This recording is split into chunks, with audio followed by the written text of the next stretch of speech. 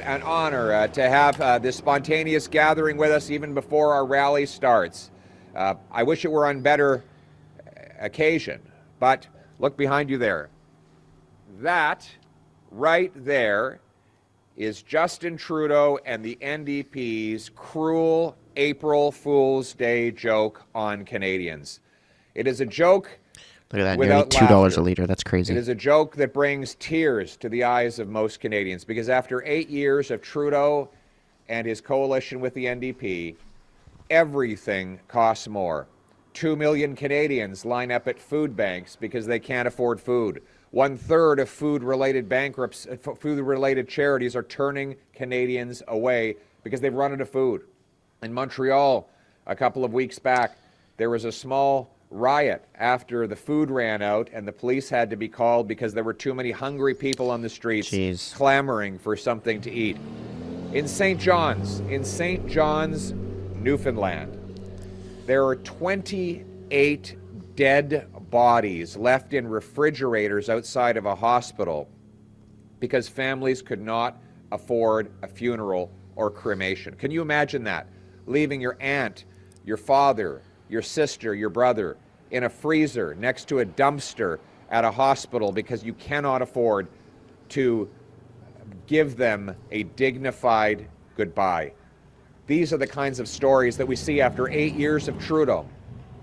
Homeless encampments are now common in almost every community in the country. We all remember the downtown east side of Vancouver. Well, Justin Trudeau and the NDP have taken that model nationwide.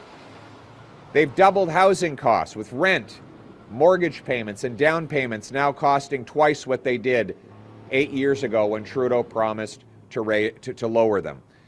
Then we have the crime because of catch and release, decriminalization of drugs, and wasted money pursuing a ban on hunters and sport shooters. We have crime and chaos everywhere in our streets. Violent crime up 40%. Shootings up over 100%. 40,000 people have died of drug overdoses as the Prime Minister floods our streets with tax-funded opioids. And his solution to all this misery is today to hike the carbon tax by 23%. This is not just a tax at the pump. It's a tax on your heat, a tax on your food, because if you tax the farmer who grows the food and the trucker who ships the food, you tax all who buy the food. It is a tax that will cost the majority of families in every single province more than they get back. In Alberta, the average family will pay $900 more this year than they get back in rebates. In Saskatchewan, $525 more than they get back in rebates. In Manitoba, $502 more. In Ontario, $627 more. In Nova Scotia, $537 more. In Prince Edward Island, $550 more. And in Newfoundland and Labrador, $377 more in tax costs than you get back in rebates. And in BC, it's worst of all. Here, the NDP government is expected to collect $9 billion more in carbon taxes in carbon taxes and give back $3.5 billion in credits. So you can tell there's a big difference between 9 and 3.5. That's $5.5 billion in net taxes out of the pockets of British Columbians.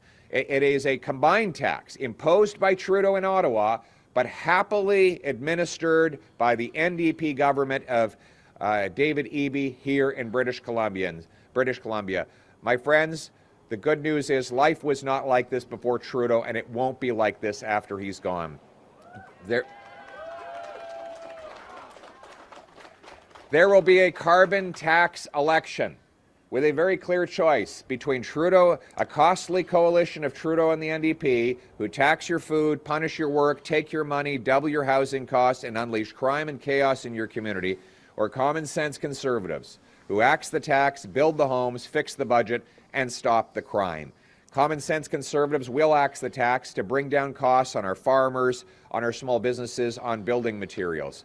We will cap government spending and cut waste to balance the budget so we can bring down inflation and interest rates, and your dollar will carry its purchasing power forward into the future. Speaking of powerful paychecks, we'll remove government gatekeepers to develop our resources again. Our fisheries, our forestry, our farmers, our factories will come roaring back to life, producing more of the goods that money buys rather than just producing money. We're going to bring home the production to Canada. We're going to incentivize our municipalities to speed up and lower the cost of building permits. We'll require they permit 15% more housing completions per year as a condition of getting federal funds so that they get out of the way and let builders build. We'll sell off 6,000 federal buildings, thousands of acres of federal land to build, build, build. We'll back up the trades so we have more builders to do the work. We need more boots and not more suits. And we will ensure these homes are in safe neighborhoods. With jail and not bail for repeat violent offenders, with treatment, not more decriminalized and subsidized drugs, so that we can rehabilitate our loved ones and bring them home drug-free. We will stop the attack on law-abiding, lawful hunters and sport shooters.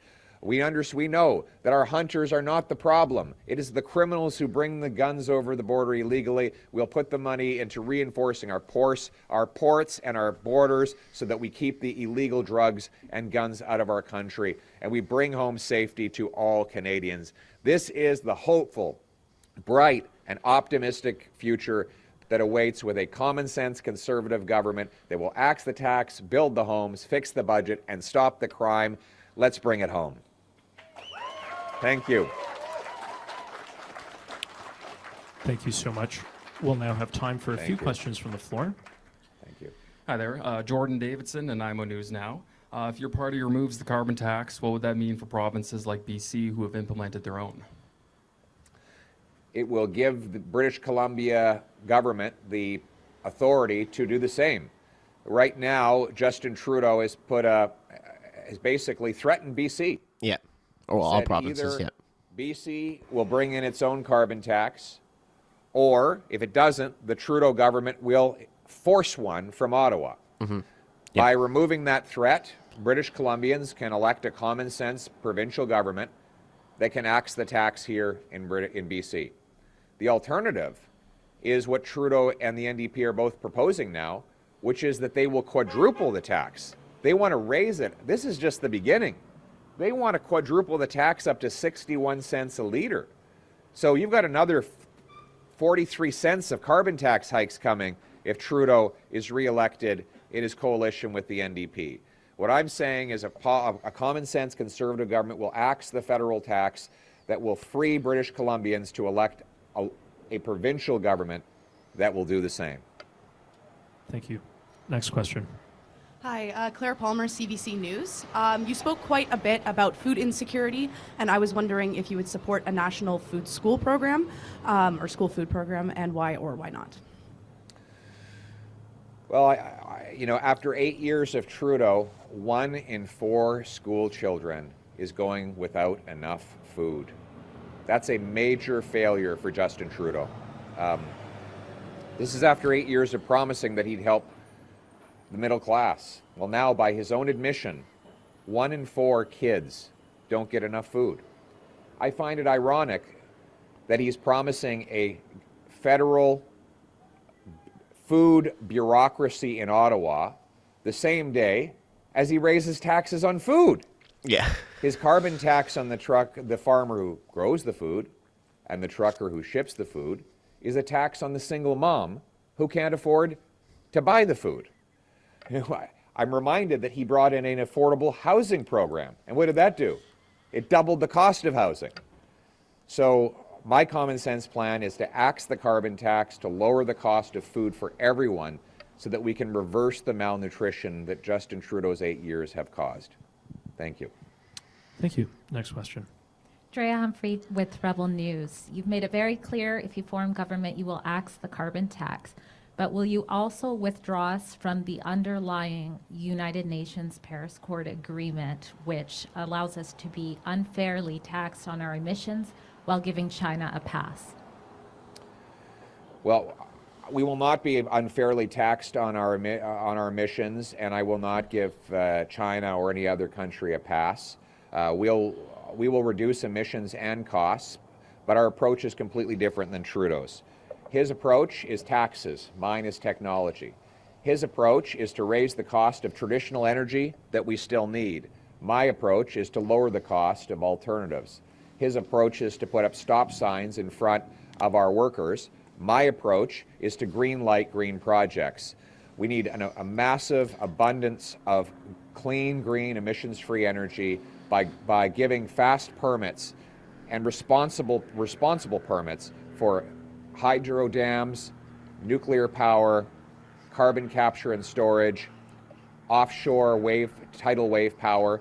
These are the kinds of power sources that I will bring home by granting quick but responsible approval so that they can go ahead. That will mean abundant, affordable, clean energy that brings down emissions and the cost of living.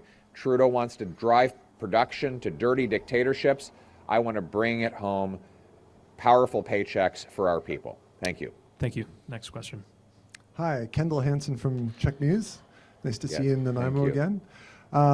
Just wondering, in terms of the Conservative plan, how would you reduce greenhouse gases? I know you touched on that a little bit, but we haven't really heard a fleshed out plan from the Conservatives on how you're going to reduce greenhouse gases.